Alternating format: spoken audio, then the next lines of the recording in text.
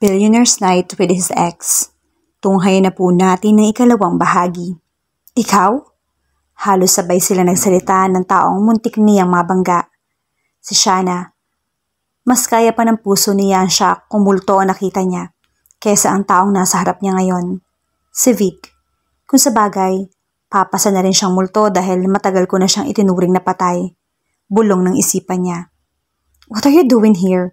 Halatang hindi rin natuwa ang lalaki. Ikaw, ano ginagawa mo rito? Yun din mismo ang gusto niyang malaman. We own the place. Sabi nito sa tono na kulang na lang ay dugtungan ng duh. Oo nga naman, naisip ni Shana. Nandito nga ang lahat ng Kay para magpakalat-kalat sa bahay na iyon. Siya, ang wala sa lugar kung tutuusin. Ang sabi sa akin ni Ate Sonia, wala na nga daw ang angkanyo na napapadpa dito. Katwiran niya. May napadpad na ngayon, so maybe you should, live, sabi ni Vic. Ako? Live? Oy, teka lang. May permiso ang pagtira ko rito. Hindi na ito rin ni Shana ang ipinaglalaban. Kanino lang ba kasi galing ang permiso? Sa caretaker, hindi ba? Hindi sa legit na may-ari. Ang ibig kong sabihin, kaya lang ako nandito dahil hindi ko inaasahan na darating ka. So kasalanan ko pa ngayon. Ang sungit ng lalaki. Hindi yun ang sinasabi ko. Kalma lang, Shana. Hindi pwedeng daanin sa init ng ulo ang isang yan. Iyon ay kahit na mas masarap sigurong hambalusin ito ng sapatos. Kani-kanina lang ay umextra sa panaginip niya ang masagwang pangyayari sa kanyang buhay, kung saan may starring role ang lalaking kaharap. Sariwang-sariwa patuloy ang galit at sakit na dinala niya noon sa kanya. Tapos ay nandun ito bigla sa harap niya at magsasalita pa ng ganoon. Nakakagulat pa ba na beast mode siya? Hindi ko lang inaasahan na magkikita tayo dito. Kung nalaman ko lang na bigla kang susulpot, hindi ko natatanggapin ang assignment na binigay sa akin. Assignment? Napakunot-noo ang lalaki. Writer-searcher ako para sa isang program. Hiwalay na sila nang makapasok sa network si Shana. Dati ay pagbebenta ng kung ano-ano ang racket niya. Salamat na lang at sa edad na 26 ay nagkaroon na siya ng regular na trabaho. Ang assignment ko ay ang alamin ng background at mga kakaibang pangyayari sa ilang lugar sa bayan na to. Partikular sa bahay na to mismo. Kalmadong ipinaliwanag ni Shana ang detalyeng sinabi sa kanya ng producer. Too bad then, because I came here to find peace and quiet. Kaya ayoko may kasama. Makakaalis ka na bukas ang pinto. And now, if you'll excuse me, pagod ako at gusto kong magpahinga. Sa bukas na pinto ito umakmang papasok. Wait lang, hinarangan siya ni Shana. Dito ka magpapahinga? Hindi, doon sa bundok. Sarkastikong sagot naman ni Vic. Huminga ng malalim si Shana para kalmahin ang sarili. Maging ang kalooban niya nagsisimula na mag-apoy sa inis. Ang ibig kong sabihin, nandyan kasi yung mga gamit ko. Dito ako itinuro ng katiwala nyo.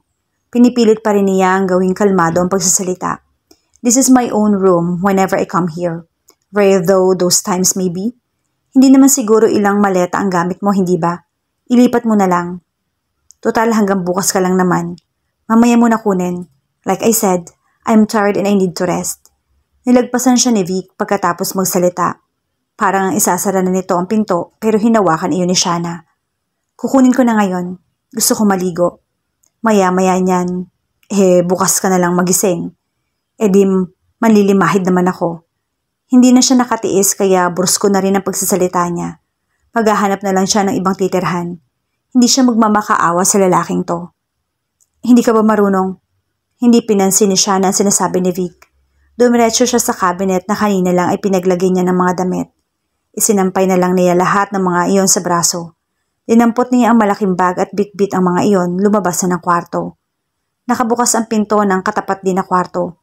Doon na siya tumuloy sa kanya isanara ang pinto. Hindi niya sinadya pero napakalakas ng pagsasara niyon. Huminga muna si Shana ng malalim. Humupa na kung paano ang inis niya.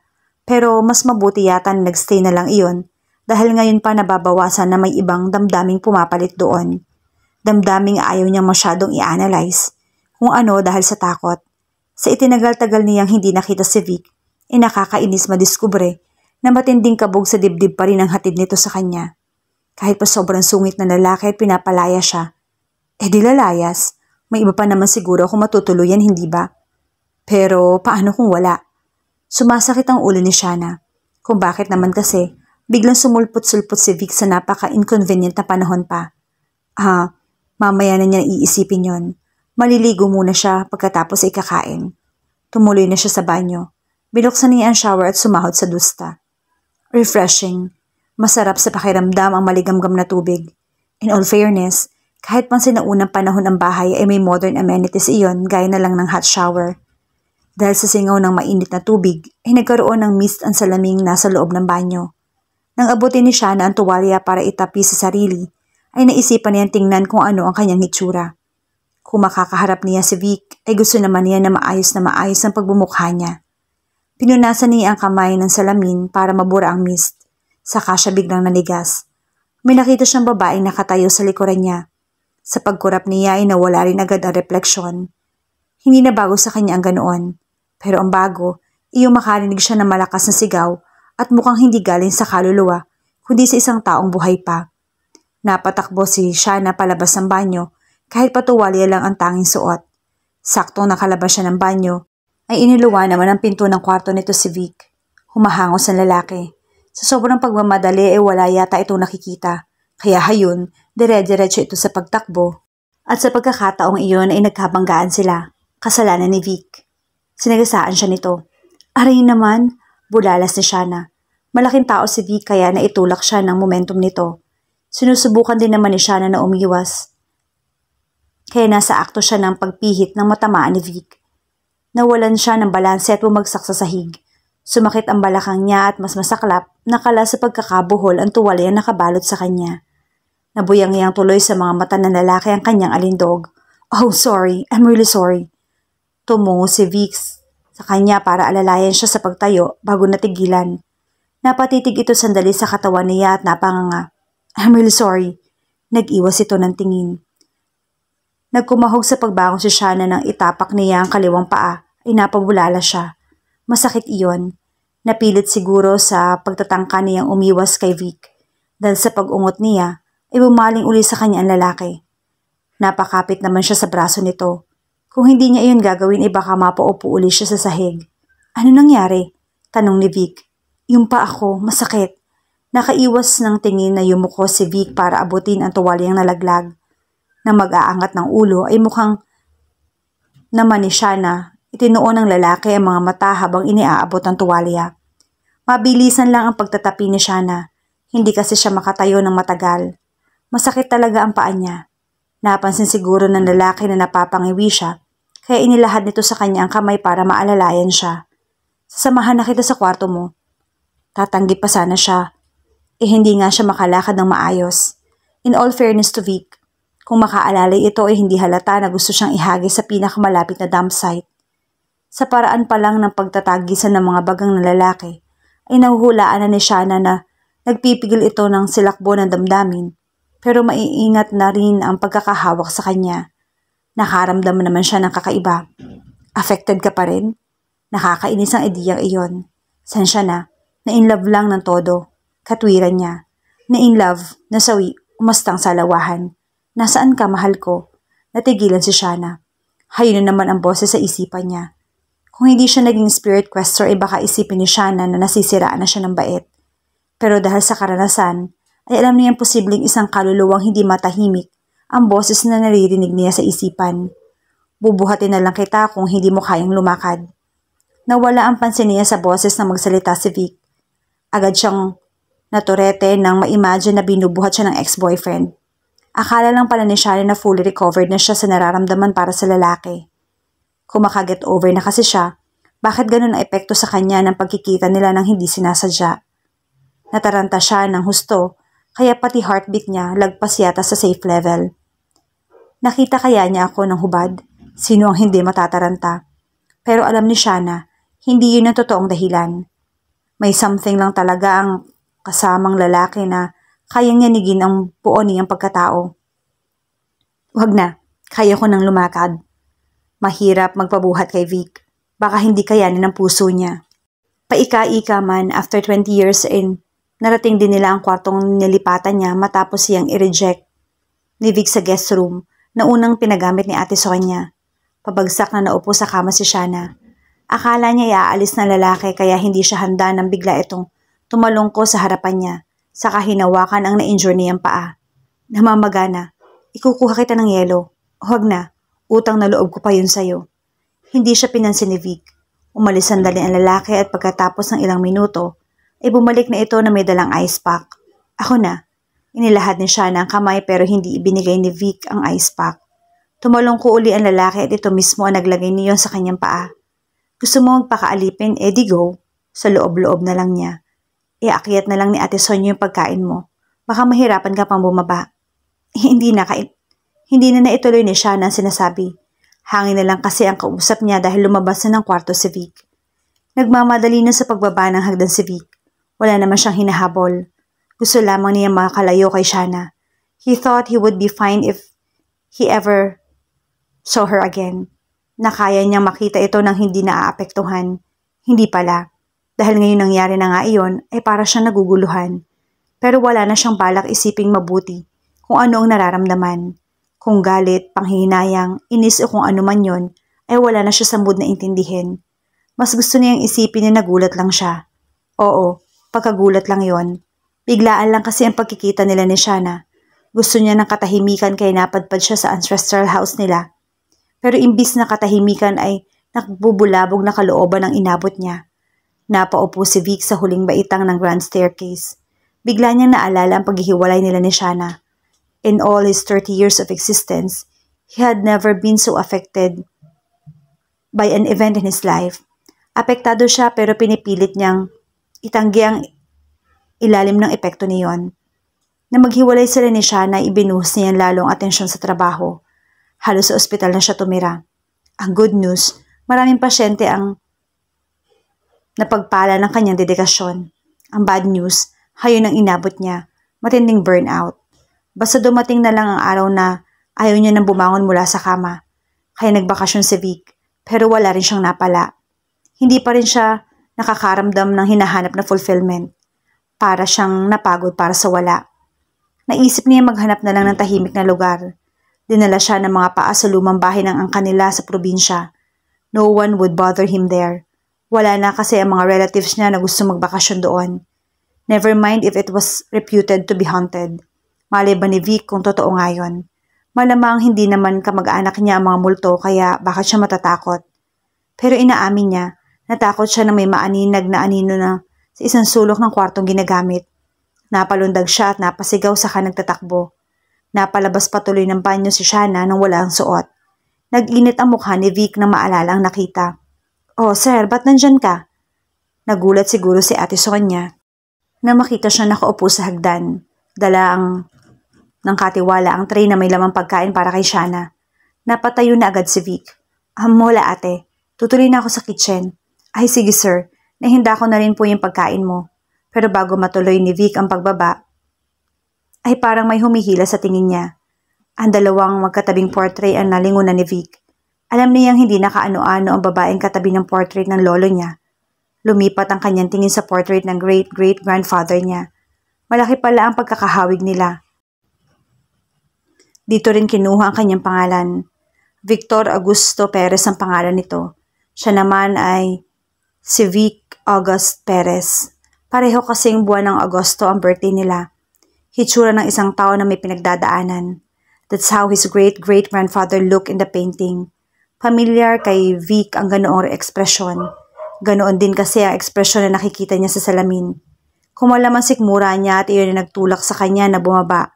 Imbis na alalahanin pa ang panahon na siya man ay may pinagdadaan ng matindi. Abala sa pagtatype sa laptop si Shana. Ang sinusulat niya ay mga impormasyon na kuha sa internet tungkol sa mga lugar na i-feature sa kanilang programa. Napatingin siya sandali sa paa. Nakabalot pa iyon ng elastic bandage. Salamat sa sprain. Nahabag yata si Vic at pumayag na ituloy na lang niya ang original plan na sa bahay na iyon manatili habang isinasagawa ang kanyang research. Wala siyang pakialam. Nilinaw iyon ng lalaki. You go your way, I go mine. Hindi tayo kailangang mag-usap. Hindi kailangang magpansinan. Nandito ako para manahimik, hindi para makipagkwentuhan kanino man.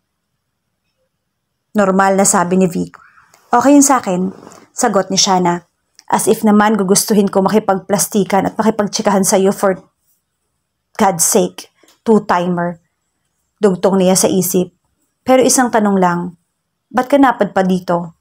Gusto lang naman niyang malaman kung anong kamalasan na nagdala sa lalaki sa San Jesus na iyon. Nagmumukmuk ako. Sagot ni Vic, I just lost a girl I love so much and I want a little space to grieve and plan my next move. Lost? As in namatay? She's alive. Oh, lost as in nag-break sila. Baliwala dapat kay Shana na malamang masyadong apektado ang ex-boyfriend niya sa breakup nito at kung sinong babae pero hindi niya maiwasan ng mainggit sa babaeng yon. Mas lalo nang hindi ginustong makasalubong ni Shana si Vic pagkatapos ng mga sinabi nito at ang lalaki naman ay mukhang determinadong iwasan siya. Bihira niya itong nakita. Kung hindi umaalis ang bahay ay maghapon naman tong nagkukulong sa kwarto. Okay lang kay Shana, magkukunwari na lang siya na walang Vic na nandoon. Itutuloy pa dapat ni Shana ang ginagawa nang may marinig siyang boses. Vic, Vic, nasaan ka? Masyadong malinaw sa kanya ang boses. Napalingon pa nga siya dahil parang nasa tabi-tabi lang ang nagsalita. Wala siyang nakita, but thoughts, images, and feelings rushed through her. Malakas ang enerhiyang nasasagap niya. Galing yun sa babae na hula niya yung nasa painting. Parang may mabigat na dahilan kung bakit nandoon pa ang kaluluwa nito. Lalo na tuloy siya naging interesadong malaman ang kwento nito ng lolo ni Vic. Nanghasiyang tumingin at tanungin si Vic pero wala siyang napala. Hindi raw alam ni Vic ang kwento ng mga minuno nito. Si Ate Sonia pati na rin ang ibang nakatatanda sa bayan na nausisan ni siya na ay wala ring malinaw na may kwento. Haka-haka na nga lang ang sinasabing magkaibigan at magkaiba pa ng bersyon. Kaya siya may ibang babae raw ang lolo nito kaya nagpakamatay ang asawa. May nagsabi naman na pinakasalan ni Victor ang unang girlfriend nito pero pinatay iyon ng babaeng gusto nitong mapangasawa. May alam na paraan si Shana para malaman ang kwento ng babaeng nagpaparamdam sa bahay na iyon. Spirit questing. Pagkatapos niyang isulat ang research tungkol sa kumbento at sa eskwelahan ng San Jesus, ay gagawin na niya ang naiisip na paraan. Pero mahirap iyong gawing mag-isa. Kakailanganin niya ng tulong ng iba, gaya niya na may kakayahang makipag-usap sa mga kaluluwa. Mabuti na lang at nalaman niyang may isang grupo sa San Jesus na kagaya ng sinalihan niya nung college. Kakausapin niya ang grupong iyon at baka matulungan siya. Ano bang kalokohan yan, Ate Sonia? Nakapikit si Shana at nagsisimula na maglakbay ang kamalayan niya na may marinig na nagsalita. Nakilala niya ang boses ni Vic. Hindi niya inaasahan na darating bigla ang lalaki. Ang sabi kasi ni Ate Sonia ay nagsabi si Vic na luluwas ito. Kaya malakas ang loob niya mag-spirit questing para malaman ang dahilan kung bakit hindi matahimik ang kaluluwa ng babae sa bahay na iyon. Nakausap na niya ang grupong gumagawa rin ng ganoon. Pumayag ang mga ito at excited na nga nasamahan siya. Sinisimula na nila nang marinig niya ang iritadong boses ni Vic. Ititigil na lang dapat ni siya ang ginagawa pero may nahagip ang kamalayan niya. Mukhang nagkaroon na sila ng koneksyon ng kung sino mang kaluluwa na madalas niya maramdaman ng presensya. Isang babae iyon pero hindi malinaw ang itsura. Tulungan mo ako. Pakiusap nito. Si Victor. Kailangan mo makausap si Victor. Sino po kayo at bakit niyo siya hinahanap? Ako si Senya. Sinay ang tawag nila sa akin. Unti-unti ay luminaw sa isipan ni Shana ang itsura ng babae. Hindi na siya nagulat nang tumambad sa kanya ay ang mukha ng babaeng nasa portrait. Kasintahan ako ni Victor pero may iba siyang pinakasalan. Hindi kasi ako gusto ng pamilya niya para sa kanya. Wow lang, noon pa pala ay uso na ang mga Perez ang mga alam sa love life ng mga may love life. I can relate. Hindi ako pinaglaban ni Victor. Humina ang boses ni Sinay at parang gumagaralgal. Ay, nakakabwisit ngayon. Gusto sana niyang isagot pero hindi niya ginawa. Hindi tungkol sa kanya pinag-uusapan nila. Bakit hindi ka pa tumatawid sa liwanag?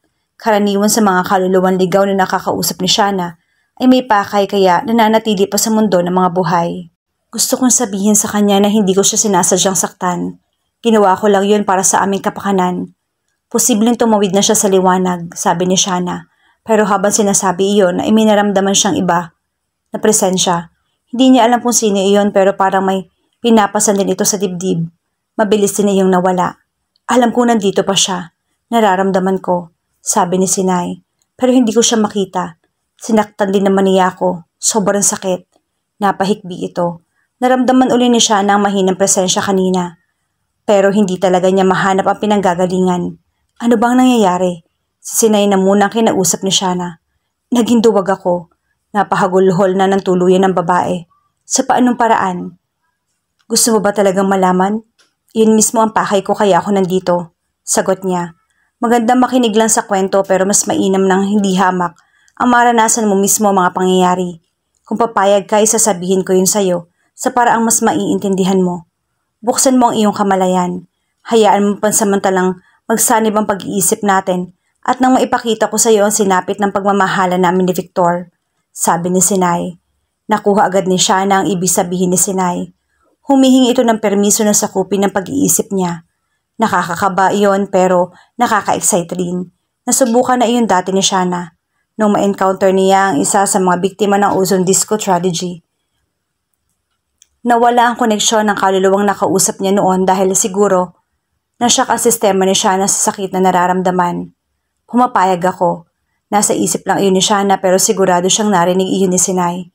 Kung gayon, mula ngayon ikaw ay magiging ako. Sagot ni Sinay. Huminga ng malalim si Shana saka pinilit na dumilat. Kakaiba ang pakiramdam niya. Nahihilo-hilo siya na parang lutang ang kanyang isip. Nagulat siya na makitang wala na mga kasamahan niya. Umalis na ang mga ito nang hindi siya namamalayan. Hindi na niya masyadong pinag-isipan. Hindi talaga normal ang pakiramdam niya at gusto na lamang niya magpahinga. Tumuloy na siya sa hagdan at umakyat sa ikalawang palapag. Pumasok na siya sa kwartong ginagamit. Pagbukas ng pinto ay malaking salamin na kagaya ng kwarto ni Vic ang nabungaran niya. Nilagpasan lang niya iyon, pero napasilip uli siya, para kasi may kakaiba sa refleksyon niya. Sariling mukha pa rin niya ang kanyang nakita pero ang suot niya iba. Nakabarot saya siya. Hindi na yata kinayang iprocess ng utak ni siya ng pangyayari. Nag-overheat iyon kaya bigla na lang nag-crash ang sistema niya. Nawalan siya ng malay.